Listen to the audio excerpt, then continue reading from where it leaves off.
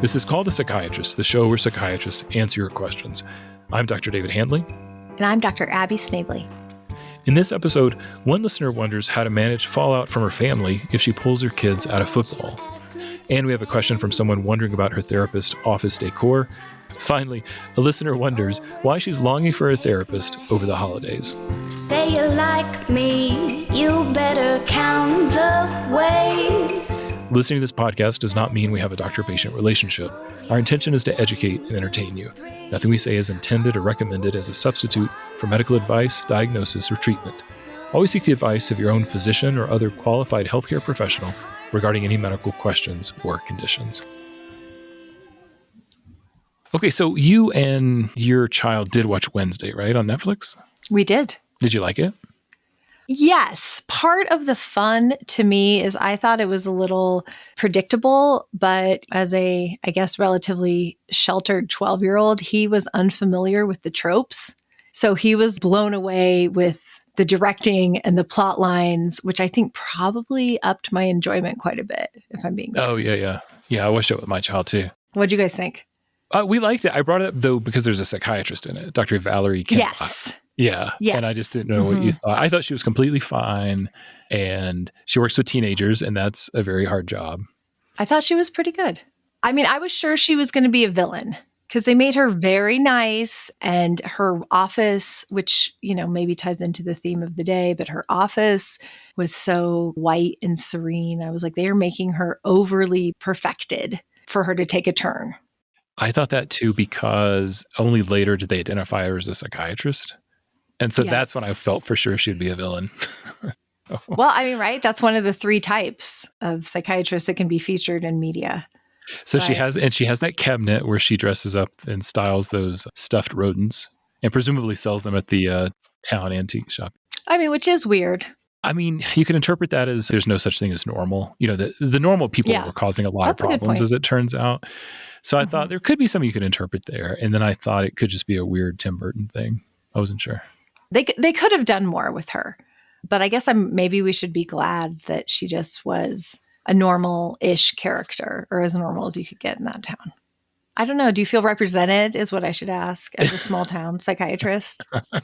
So I actually did identify with her in a way I didn't realize until after the fact. It reminded the taxidermy reminded me of a story from a few years ago. I was in my workshop. I was working with a lovely family member. We had this big project going on, but we were just doing some small things as we were chit-chatting. And so I was encrusting an egg in little googly eyes. As one does. As one does. Oh, God, I've been there. Anyway. And so my 8-year-old says, Dad, why does everything you make have to be so creepy? And I was just like, she summed up all of my creative efforts in that one observation.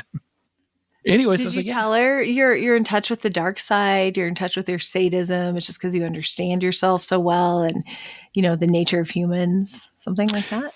Yeah, it was very age appropriate. I said it was, to tolerate the terror of my eventual death or something, something light. Oh, yeah, totally. I could see an 8-year-old like being pretty chill with that. This is a good reminder. We should get to that parenting question some point. Oh, yeah, we probably should.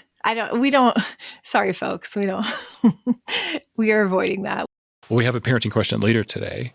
We do, but that's not the one that we're avoiding. This question comes from Monique. It's Christmas Eve and I'm missing my therapist. By the time I see her after New Year's, it'll have been 3 weeks. Ugh. I hate that I'm so attached. One thing I miss is the safety of her office. When I sit down, I find myself in kind of a zone. I'm wondering why it feels like such a secure place. What thoughts do you put into decorating your office? What do you hope patients will take away from that setting? I'm hoping, the setting reflects the personal style of my therapist and how I can create this safety zone in other places in my life. I think therapists are thoughtful about making a comforting environment. I think it depends. Right? Because it depends on, are they sharing an office in like a public setting or a medical building versus you or I that's having our private practice?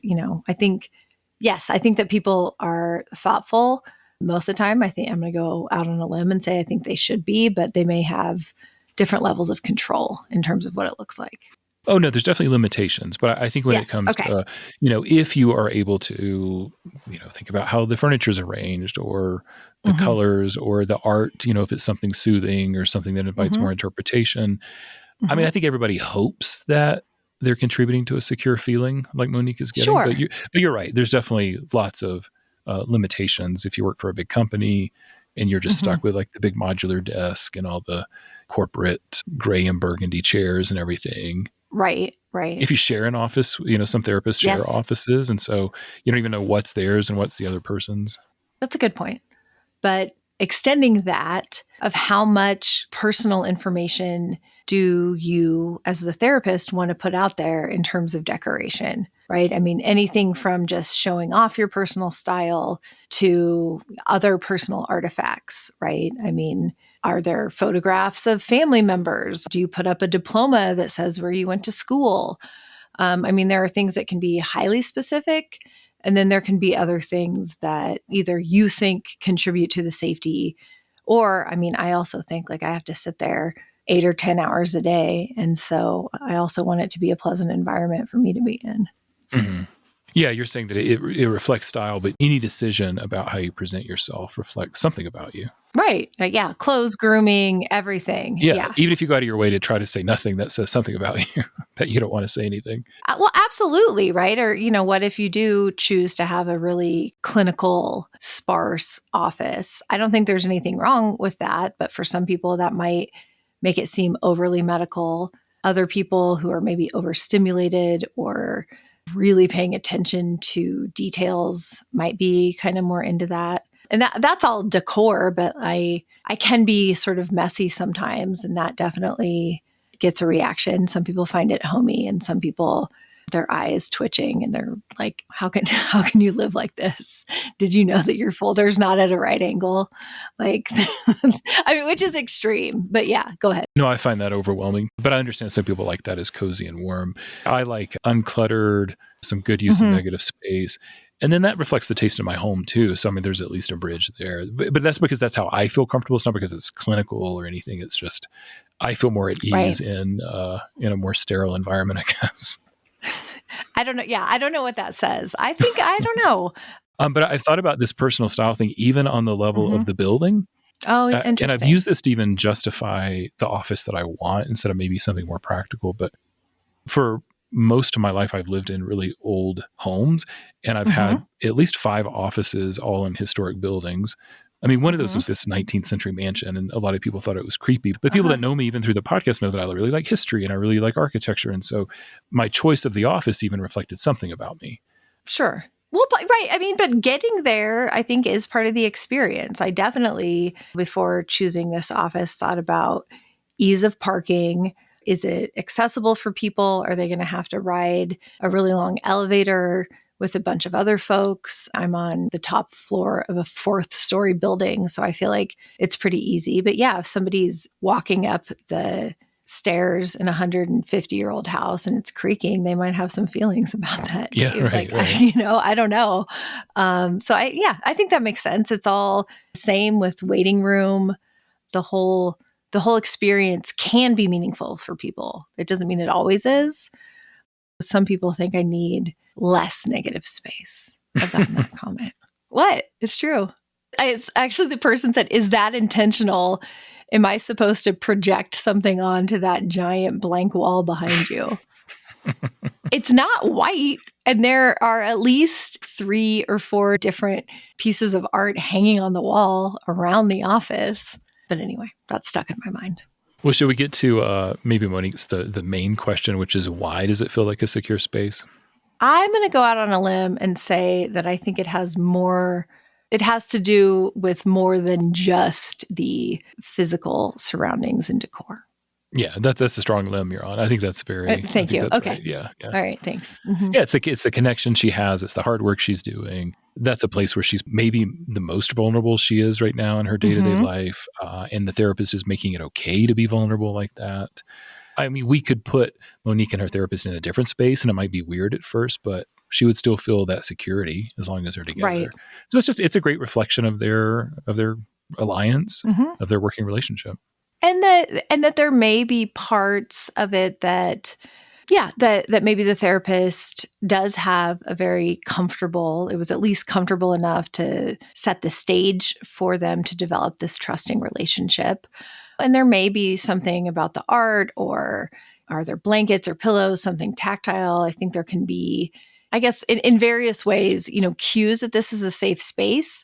But if the therapist weren't safe, right? Like if she didn't keep boundaries, if she didn't keep the frame, if she wasn't predictable or solid enough for Monique, the coziest office in the world wouldn't make a difference. Yeah, and I think her question, can you recreate the space? That it's like, yeah, but not with things. I mean, you can recreate it with the right kind of emotionally intimate relationship, I guess. But I don't. Mm-hmm. I guess I would argue that a lot, maybe most patients don't necessarily notice what's in the office. Maybe not. I mean, maybe they do unconsciously. It's the feeling they get. Right. Like, I think there's a bar. I think there's like a pretty low bar. As long as it's good enough, then right. Then and you don't want it to be too intrusive or too memorable, right? I mean, I guess interesting enough maybe that people can react to, or like I said, that I want to look at it or something else. But yeah, you don't want this really loud, provocative piece of art to be the only thing that people are looking at. A couple of days before we got this question from Monique, you and I had revisited some art you had. I remember you actually, this was years ago, but you actually sought out my opinion. Like, did I think it was appropriate for your office? And I was like, of course, that's great. Okay. But it's unusual. And this goes back to the thought I have is that I bet a lot of your patients have never looked at it or commented on it, at least. Oh, for sure. I mean, I've had this hanging up probably for 8 years at least. And it's a dystopian picture, by the way. Oh, it is. Yeah, I can describe it. It is by this artist from the Midwest, and it is set on the Great Plains. There is, I think, a trash heap or some junk pile with barbed wire around it. And then there are donkeys with horns on their heads that I think are not being very convincing unicorns. But, at first glance, definitely unicorns, kind of pretty, kind of serene colors. But yeah, once people look at it, I think sometimes they are just kind of like, well, that's weird. In a post-apocalyptic landscape, by the way, they're yes, absolutely. Yeah, it's like wasteland. Civilization. Yes. Yeah, I mean, it's not, but there's also stars, like little stars coming out of it. So, I can have my own interpretation about digging through the rubble for something hopeful. Oh, that's what makes it great. There's a lot of interpretation. Yeah. So some people are like, that's weird, but maybe, I don't know if this is why we were talking about it, but then occasionally somebody who's been coming for years is like, has this always been there? I'm like, yes, literally. Like always in this office. And I don't know, I don't need to make that all about me, but it's interesting. Yes. What people both notice and don't notice. Or notice and maybe don't mention. Yeah. I used to have some unusual things. I mean, I got into collecting early 20th century postcards of insane asylums. Oh, okay. And I had a large display of those for a while. And they were all, the ones I prefer, the ones that have been mailed. And there's this great history behind the use of postcards and then the asylums and my interest in architecture of the asylum. Unusual, but maybe just a very small handful of people I think that have ever actually noticed what they were. I mean, I've had etchings of skulls. I've had historic anatomy prints. So your 8-year-old was on to you in terms of the obsession with dark things. These aren't dark things. That's a judgment. That's a judgment insane asylums and skulls. Oh, I could defend the insane asylum easily. Well, the skull is just you are a doctor. It's anatomically correct. I don't think I'm judging any of these things, but you are presenting a certain version of yourself today that might surprise some listeners. I can launch into a long explanation about the postcards, but then it would just be boring, I think. Well, again, people, if you want a history lesson about insane asylums from Dave, he probably has something semi-ready to go. I've even got PowerPoints on that one. Do you really? Yeah. Okay. It was a project I did a while ago. Yeah. Fun. Okay. Fun. I mean, fun with whatever. Being interested is fun, but people could make an assumption, right? Or I had a supervisor who was a painter, and she had a bunch of paintings in her office. And I asked if they were hers, and she was like, "Oh God, no! I would never subject my patients to my unconscious." Like that would be too revealing, I guess, if they knew that they were hers. Which I could kind of see that, right? I mean, things have specific meaning. That would be too personal. Yeah. Yeah. Do you have plants? No. I think you should have something alive to counteract all the deadness around you. Thank you for laughing. Yeah. I said it with a straight face, but this is an audio medium. Continue. No, I'm trying to think. You're the one that said I was denying people the luxury of grieving the termination. I don't know. I guess I just think what are they, memento mori? It makes us more focused on death. I think that might be important for a lot of people. I think you might be right. Look, I'm the one being too optimistic now. What a role reversal. That does sort of sound like something I would say. I don't know if I stand by it anymore, but you're like, you said it yesterday. Yeah, I don't know. Monique, I may have said this already. I think that the space is not that important. It's got to meet some basic needs. It sounds like you're doing great work, and you're back. So probably, the 3 weeks was long, but hopefully you guys are back into it for a while. Dancing just you and me. Cha-cha-cha.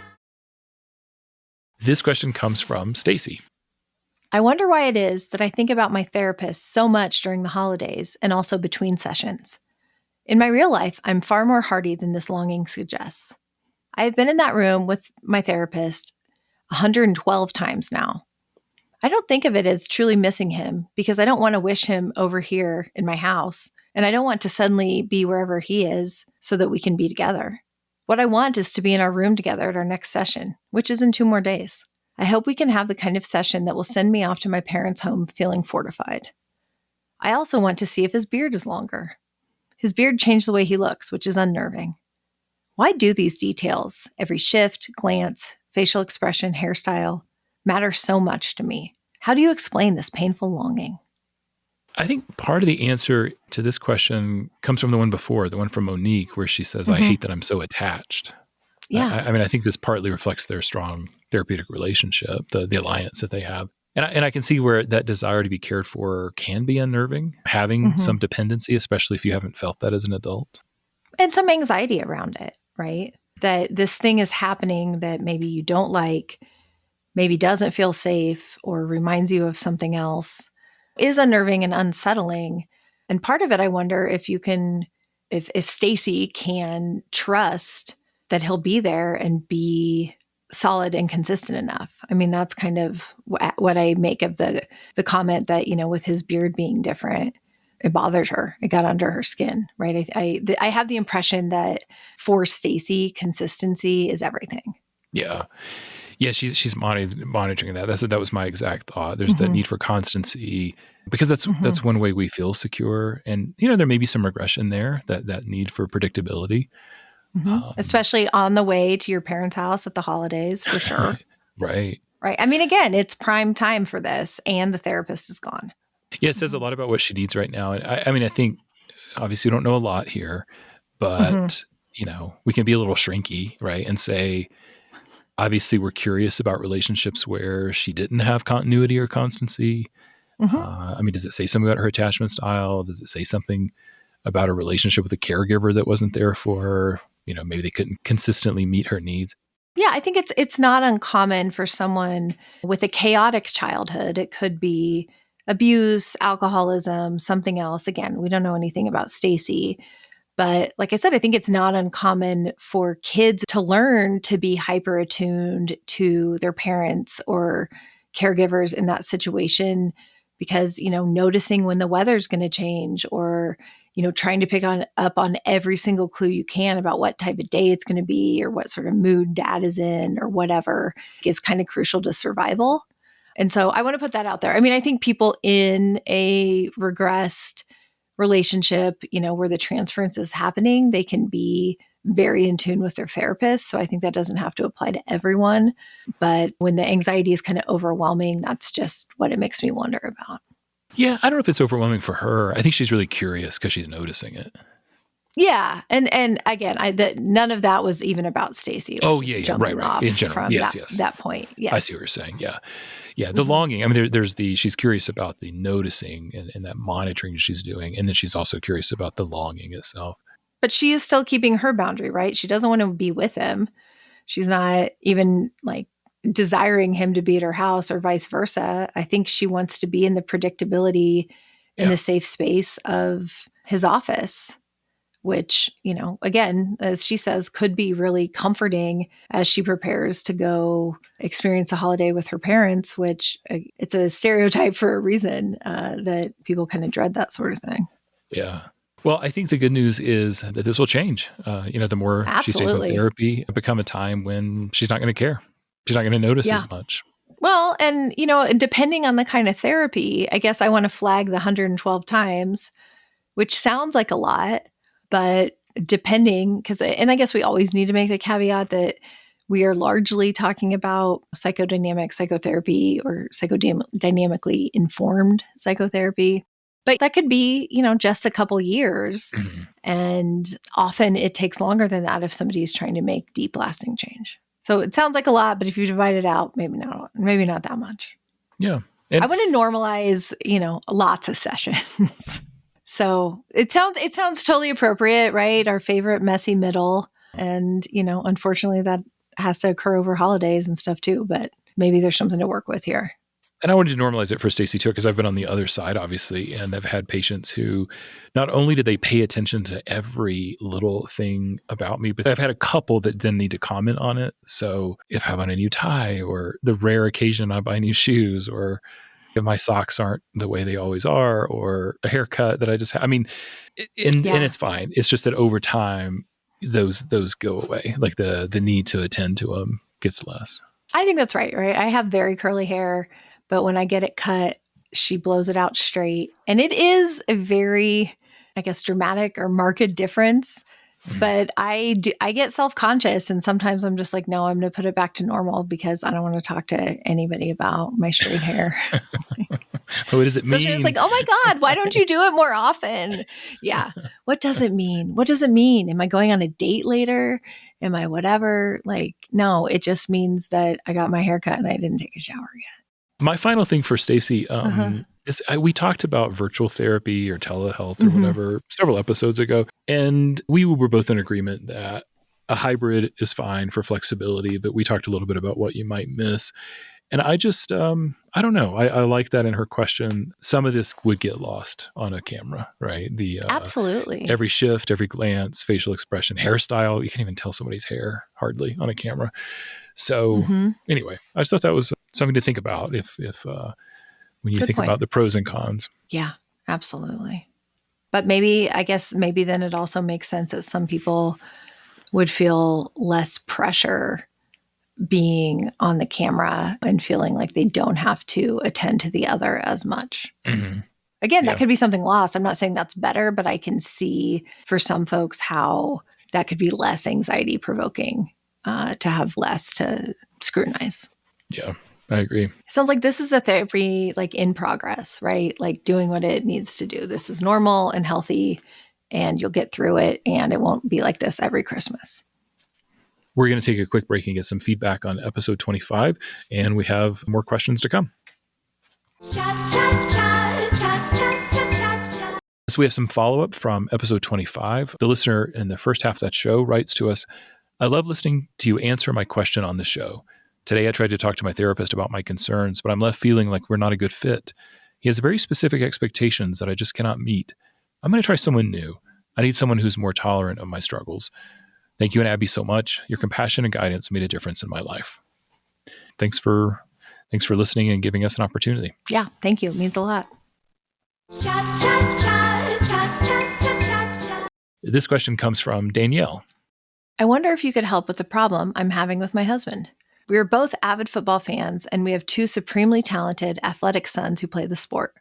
They are 12 and 14 years old. However, after watching the game last week, watching over and over the Damar Hamlin injury, my tolerance for the sport has changed. I don't want my children to play any longer. It's just too dangerous. We live in Texas, where football is a church of sorts, which doesn't make my problem any easier. Not for my husband, not for my sons. How do you recommend approaching my feelings, concerns in a thoughtful way that does not break apart our family? What's the best way to say my beliefs have fundamentally changed? I can't sleep at night. I am worried so much. To be fair, my feelings didn't originate here.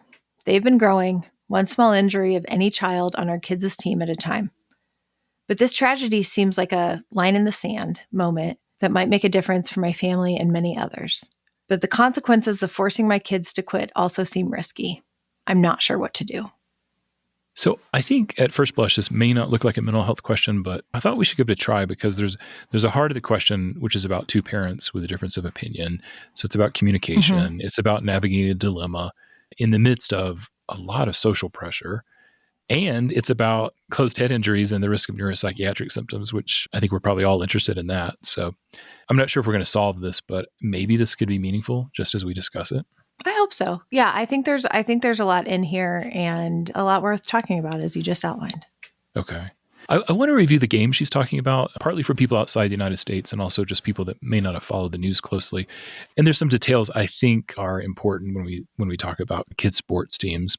This was a National Football League game on January 2nd. It was between the Buffalo Bills and the Cincinnati Bengals. Damar Hamlin plays for Buffalo. He suffered a cardiac arrest on the field after being hit in the chest by another player. I listened to the press conference that was given by the physicians at the hospital where he was treated. There were 5 emergency medicine physicians on the field, plus all the other medical personnel. So the orthopedists, the sports medicine folks, there's paramedics, there's EMTs. Wow. Yeah, and there's a physician whose job was just airway management. Okay. So he got very effective and timely CPR. He was defibrillated on the field with an AED, an automatic external defibrillator, which restored his pulse. And he was intubated in the ambulance before he even made it to the hospital. So it would appear that the immediate intervention saved his life. He's now been discharged from the hospital. Part of the news lately is that his neurological function was completely preserved. And I think also notably and maybe notably for Danielle too, is that they canceled the game. It didn't go on. And it turns out part of it is because the other players wouldn't agree to keep playing. So they were also shaken. I think that's pretty remarkable. I'm sure they forfeited a lot of money. Maybe, is it unprecedented too? I'm not sure. I didn't. Yes, I believe so. Yeah. So the cause of his arrest isn't known, the cardiac arrest, at least as of the time we're recording. I assume that somebody knows. I imagine he's had a very thorough workup, but at this point, that's his personal medical information. And as of right now, he hasn't chosen to release it. There's been a lot of speculation. The armchair experts were talking in the media about commotio cordis, which is a diagnosis of exclusion. That's why it's like, well, maybe it is. I still bring it up for Danielle's sake because even though that's extremely rare, like between 15 and 20 cases per year in the United States, it mostly affects adolescents. The mean age is around 15. It's very rare to have somebody over the age of 20 have that. So and anyway, how old was Damar? 24. 24. Yeah. Yeah. Okay. Still young though. Yeah. All right, so that's what we know about Damar, and understandably that would be upsetting to anybody, even if his condition was actually quite rare. I think, though, that part of this question is about risk benefits, and so I thought it'd be interesting to look and see what data a parent has access to when they're trying to figure out the risks.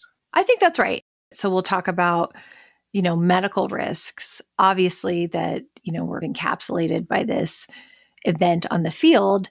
And I think Danielle is also talking about social and emotional risks too. So we'll circle back around to that. But like you said, we do have a particular interest in head injuries for good reason. So the way I approached this was I was thinking as a parent, like where would I get information? And so I started with the American Academy of Pediatrics. And, my bias is that they can be real scolds. If the data isn't all in, they tend to break on the side of safety, which makes sense. They're wanting to protect kids. They don't equivocate, I guess is what I'm trying to say. I've only gone against a recommendation. Well, I definitely went against a recommendation once, maybe other times too. But anyway. I got to ask. Oh, trampolines. Yeah. Oh, right. There's no gray. There's no gray with the pediatricians and trampolines. There's no gray. I know, but I think my kids didn't jump when we were visiting because you didn't have your waiver prepared or something. Right. I have to have the attorney on site actually to watch. Yeah. Okay. Fair. That's costly. I'll bring my own attorney next time. So the place I started with the American Academy of Pediatrics was they did a 2015 position paper. They were particularly interested in tackling in youth football. They reaffirmed their position in 2020, which just means that they didn't change anything. Even though there's a lot more data, they just stuck with what they recommended in 2015. And I have to say, it wasn't very helpful. Really? There had been a lot of shifting opinion about delaying the age on tackling. And so people were really, I think, anticipating this position paper. And they ultimately said that the risks of delaying wouldn't outweigh the benefits. And so the sports world. What is a risk of delaying? So if the kids weren't trained in proper techniques for tackling, At an earlier age, they felt like if you were tackled later without the prior experience, that it could be more damaging. All right. I don't know. Okay. I didn't know if I was missing something. And also, so I am more familiar with soccer, and the age varies a little bit, but there's definitely cutoffs at all tournaments and league games and things about how old the kids have to be to do a header, which is different, but it's still kind of a low-key head injury that we know gives people problems over time. Well, that's a good segue, because that's where they waffled the most, is that there was no clear and convincing evidence of causation between a subconcussive injury and chronic traumatic encephalopathy. So in other words, subconcussive meaning you had a head injury that didn't cause concussion or any sort of neurological sequelae.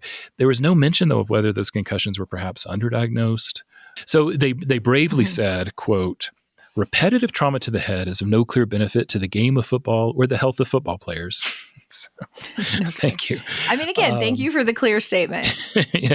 And that if it were a problem, not that we really know, quote, efforts should be made by coaches and officials to reduce the number of impacts to the head. From what Danielle's describing and what I saw on Friday Night Lights, like, this isn't happening in Texas, but go ahead. They did have some other recommendations. One was about enforcing the rules of the game, that actually being more rigid about getting players out of there that can't seem to abide by things. There's some data around when they finally outlawed spear tackling. As it turns out, the rates of quadriplegia went down. So that kind of makes sense. Good. And so they could speak to the cultural change about zero tolerance. Some other recommendations they had were strengthening of the cervical musculature will likely reduce the risk of concussions. In other words, your kids should have thick necks. I mean, you should be working them out to get thick necks. Right. Okay, so I'm doing something right. Football teams should have athletic trainers at the sidelines. And that's expensive. And then here, and this, again, not helpful, quote, participants in football must decide whether the potential health risk of sustaining these injuries are outweighed by the recreational benefits associated with proper tackling. That's not helpful. Well, right. You go to the position paper to try to help weigh it, and they just say we should probably weigh it. So, yeah, thank you. In those 5 years, there's been a lot more studies looking at CTE risks. Like I say, they didn't update their position in 2020. And I didn't do an exhaustive literature review because that's not what Daniel's asking for us. But there was something that I wanted to mention, and this is from JAMA, the Journal of the American Medical Association. So July 2017, they had 202 brains donated by former football players.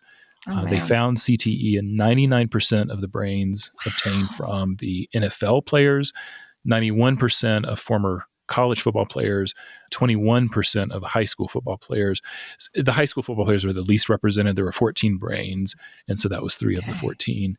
The symptom severity correlated with the level of play. So like if you were an NFL player, had more neuropsychiatric symptoms, but even at mild, they still had, before they died, they still had significant neuropsychiatric symptoms. Wow. And then, what I read about the biggest pushback, and this is something we don't actually have to get into, but... No, I'm curious though, because it feels relatively clear. It's not a clear recommendation, but it's like, if we know this is happening in 90% of people, that seems not great. It's the argument that these are, when we talk about adults, that they can decide for themselves if the risk is worth it. Now, obviously, there's a lot we could say about that. We could talk about if they really have free will. Are there cultural factors? But we don't have to go to that right now, because we're just talking about kids who don't have the capacity to make the decision. That's right. And that it really is on Danielle and her husband to work this out in relation to their community, right? So yeah, we can talk definitely about risk for adults. We can look at correlation data for the kids, but let's talk about, some of the benefits or the perceived benefits. For sure. As a mathlete, I don't really have. I can't talk about the social benefits except as an outsider. Although I did grow up in a community where football was an organizing principle. I mean, it was, Danielle calls it a church of sorts. I would say, depending on where you are, I mean, cult might be a better term. You referenced Friday Night Lights, Varsity Blues. I mean, all of that comes to mind for sure. But you were an athlete. I was both a mathlete and an athlete. Thank you very much. Double threat. It's the benefit of growing up in a small town. Everybody can do everything. But yeah, I mean, sports have been and are a big part of my life, socially, even now. But it was very good for me growing up and in high school, and especially for girls, there's all these positive things about self-esteem and teamwork and whatever. And, I guess to continue that though, I went to the University of Nebraska in the 90s when they were football national champions. And that state it's also like a religion. People love to talk about on game day, the stadium is the second biggest city in the state and everybody's there. Everybody knows everything. I mean, people know so much about football. It was kind of astounding to me because I'm not actually from Nebraska. But I can get how social, how fun, how important it is, both for the players, but also the community around it. I think so, because any divergence from that has, as she's saying, like she's talking about ripping apart her family as a result. But it's hard to overstate it, I guess. And if you're not from a culture like that, it might seem mind-boggling, but it's a real thing. People that may have no association with the school whatsoever, as far as attending there or knowing people, you get identified at birth, what team you're following. The smaller the town, probably the more importance that the local high school team plays in the social life. Absolutely. So yeah, it's a really, really big deal. Well, and I think kind of bottom line for Danielle is like, we feel for you. I mean, we get it. We haven't faced this exact same decision, but in terms of, the cultural influences, we're there with you. Well, I think in terms of our own decisions, I think we all want our kids to be resilient. We don't want to be helicopter parents. We don't want to be snowplow parents. We want them to take age-appropriate risks. I let my kid participate in high-risk sports. But for me, there's some individual risk assessment. And there's some mitigation that I can do, which is based on my kid's temperament, impulsiveness. I was going to say, yeah. I mean, especially if you have kind of stereotypical aggressive boys, having a socially acceptable outlet for aggression, I think is a great function of sports. And, maybe especially important in these kind of early teen years of, how can they do something where they feel good about their body, have a sense of accomplishment, and get out some frustrations in a way that's not just like yelling at their mom. One thing I was thinking about is how do you mitigate risk individually and actually how her situation is so reliant on other people. And so I have this, I have a corollary that I wanted to talk about, maybe to point this out. So let's pretend like we're talking about something completely different. So we've got two adolescent girls. They want smartphones. They want to be on social media. One's a talented dancer. Her friend has a good size following from posting dance routines. Sure. So data would say, well, social media is correlated with all kinds of mental health outcomes, anxiety, self-harm, suicidal ideation, especially with adolescent girls. Lower self-esteem, all that. Yeah. But in that situation, there's some control the parent has. They can risk stratify their kid. There's some, like I say, there's mitigation strategies they could use that they could affect on their own, right? Right. They could put parental locks. They could block certain apps. They can have kind of maybe is that part of what you're saying? They could also have like a middle place where it's not just free, unfettered access to social media and the internet, but also letting the said girl participate in parts that would benefit her life, and including just connecting with other kids. Yeah. And then the individual child, like, again, their temperament some of those risks might be less important, some might be more. But you could control that. Fair. But in these team sports, there's so little that one family can do. And this came up just a couple of days ago. I don't know if you saw this in the news. In Dallas, Texas, it was earlier this week. I just saw the story a couple of days ago. I don't think I saw it. So 8 high school football players were hospitalized after a 1-hour workout where, according to an unidentified parent's report, they were supposed to do 350 to 400 push-ups over an hour. So the kids were hospitalized with rhabdomyolysis. 8 of them? Yeah. And now I don't know. So it's an ongoing investigation. I don't know if all 8 were for rhabdo, but 8 got hospitalized. Yeah. And to be clear, stuff like that does happen with dance, but continue. Well, and rhabdo happens, I mean, there's a lot of things, but to actually require hospitalization, which means you require aggressive hydration, aggressive resuscitation. Yeah, your muscles are breaking down and damaging your kidneys. Like, this is a problem. They've got a couple of players coming forward. One says, well, he was just trying to teach more discipline. And others said, well, toughness. They could have had water. Water was available. Well, but I also think, it's hard in a group, especially when you're a child. You've been turned over to a coach, right? So the parents aren't even there. And maybe the coach thinks he's teaching them something, but maybe I'll be like slightly judgmental. He was putting I don't even know if health is the right word, but the success of the team first, right? Thinking this is going to win us more games, not paying attention to these individual kids that had to be showing signs of not doing so hot. even if he didn't know what was going on. Although getting into the details, but is that even really a good strategy for strengthening? No, probably not, right? I think quite frankly, it's hazing, right? Like hazing of any type that is more about breaking you down mentally than getting you the physically strongest you can be. Yeah. And the point I was really trying to make, rather than this specific case, was that there's adults that are training the kids. In other words, the parents have such little that they can actually affect in terms of the culture where the kids are participating. There's other players who might violate rules. You've got some adults with very different motivations. It's like driving. You can be an expert driver, but it only takes one idiot to maim you, like no matter how offensively you drive. So anyway, so it's a tough situation. It's a risk that you're taking that you have no real control over. I guess this is implicit, but are you also agreeing with Danielle here that there's not a middle ground, that these kids would need to quit or continue? I mean, I guess they could do like flag football, but that's not what she's talking about. Not from where they live. Yeah, that's probably not even offered. The kids would suffer socially for that too. Yeah, right. That's probably for girls and wimps. But anyway, that's more for kids like me. Yeah, right. Yeah. Danielle would not mistake me as a former football player if she met me. Yeah, I mean, part of it is like I never, even with my son, did not have to face this kind of decision making. But anyway. It's hard to imagine middle ground because it seems like either they play or they don't. But when it comes to the decision, which is what she's asking, it's hard to know because how are decisions normally handled in this family? Does Danielle hold veto power? Or do they normally negotiate decisions? Does she and her husband compromise? Or is it like a separation of power where she makes decisions about certain domains and he handles other domains? She says, how do you recommend approaching this in a way that doesn't break up the family? And there's two ways to read that. I think one is that like maybe this is so touchy, either this or anything with her husband, that a difficult conversation could be really damaging.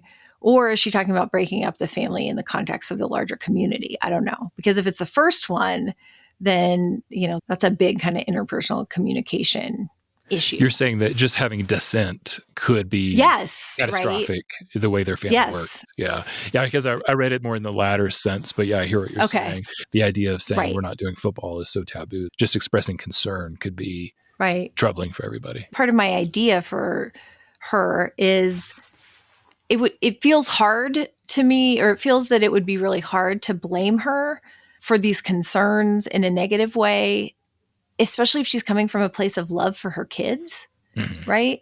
I mean, of saying like, I love these kids so much, maybe, I don't know if this is true, I could never forgive myself if something happened, or, I love these kids so much. And when I think about them having a head injury or, being crated off on a stretcher like DeMar was last weekend or whatever, we got to talk about how to keep our kids safe because, and this would actually be part of the tip, because husband, we both love our kids so much, right? Even if they are totally separate on what to do about this, hopefully they can come back to the parts they agree upon, which hopefully at the very basic level involves love for their children. I think though the response is going to be, if I just, guessing here, it'll start by reassurance and it'll end with just total invalidation. Like it'll be, Mom, you worry too much, or husband's like, the kids are fine, you're being overprotective. Everybody we know does this. These are... And she said they're really good. I mean, they may actually already be being recruited, either at least recruited for different teams, right? Sometimes people switch high schools to play varsity sports at some place. There may be a lot of pressure, especially on the 14-year-old, to take things to the next level. Yeah. I wondered, though, I feel like kids that are, I forgot how she phrased it, they're very talented, though it sounds like. My guess is they're probably talented in a lot of sports. Oh, for sure. Probably not isolated to just football.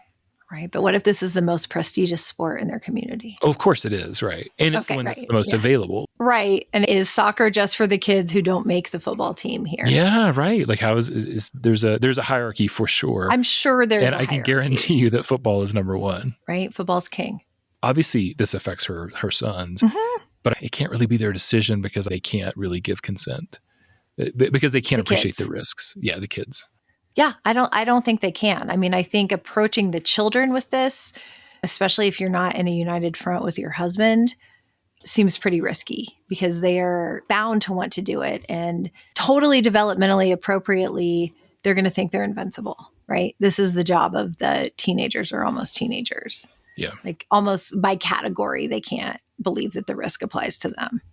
She said her feelings, her thoughts did not just originate with this NFL event. I would be surprised if there weren't other people in the community who also have issues, but that everyone is similarly feeling like they can't speak up. And it's a hard idea to float, but I wonder, Danielle, are there other parents on the kids' teams that you feel friendly with that you also could bridge this? I mean, I don't think you're going to probably get the whole team to disband or break apart and send all the elite athletes to badminton or whatever feels safe. But I think that there's a way to not feel so alone here. And maybe it's not the middle place, that we would like, but I wonder if there's a way even to make sure that these best practices are being followed or that the rules are being followed. Are there particularly dangerous kids or teams? Is there something to kind of stand up with other parents on that makes all the kids safer? Because I also can think if you don't say anything, not that it would be your fault at all, Danielle, but kids are getting hurt every game or kids are getting hurt all the time. It can't be easy to watch your kids as friends and teammates get injured either. Yeah, so I took not that Danielle's asking for a middle space. I know she's because not. It does She feel wants very out binary. of it. But I wonder if she can move along the spectrum, because it sounds like she's very scared to just pull the plug. Yeah, I did the same thing you did, though, which was imagining a safety assessment where she might lead that, or she and some other parents might lead that. And I don't know if that was just looking for points of information, intellectual ideas to combat maybe her husband's ideas, but whether if they continue playing or even if they don't, would be helpful for the other players. But yeah, Absolutely. It's like, how do you assess the culture of safety? Like that story that's going on in Dallas, are there coaches that are going to do that kind of things to the kids? Are the consequences sufficient when somebody does an illegal move or an illegal tackle? Are they using a zero tolerance idea? Can kids get kicked off the team? And not just even where her boys are playing, but that would have to be true of the culture of the district or the league or wherever they're playing in. Mm-hmm. Right. And then questions like, how are concussions handled? Are kids pressured to return too soon? Do they overlook concussions? Like there's that kind of you're fine mentality that I've seen before. Is the equipment? Now, there's not a lot of data with equipment as it turns out, but at least being well fitted is important. So do they have access to means for that? Is there an AED at every game? I mean, there's a lot of schools that they've got, the school may have very little funding, but their football teams, of course, with boosters and volunteers and donors are well funded.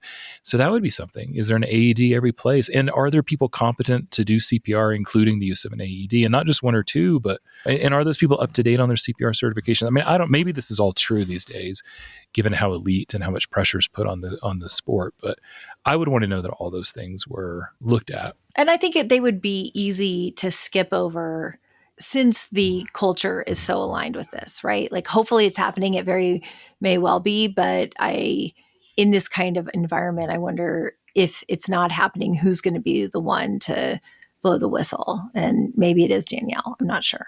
I do get the sense that she's already made up her mind, though, and she's not sleeping at night. I think at least sharing with her husband what the concerns are and how this is eating at her she has to start there. It's a start. And she probably does need to tell her kids, right? Even if they're going to disagree. But, she says the consequences of forcing them to quit seem risky.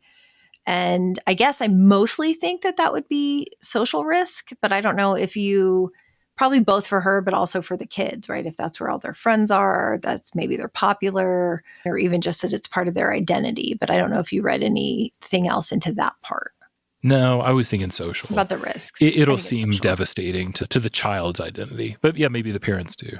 Yeah, but I guess I also think that, those sorts of things, people get through. Definitely kids get through. I mean, there's got to be a way. Not everybody is on the team, but it does sound like that is her reservation, unless there really is a super strong rift between her and her husband. Mm-hmm.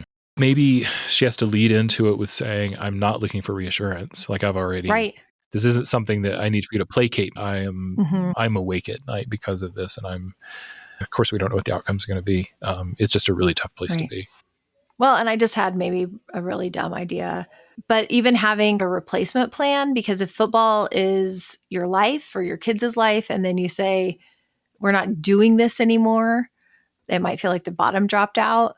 But like you said, there's got to be other sports. Can you tell them, they're going to go to a camp this summer or something? I mean, this assumes a lot, but where they can, learn new skills, or could you end at the end of the season and then have, the summer be a break or whatever, something that helps the transition.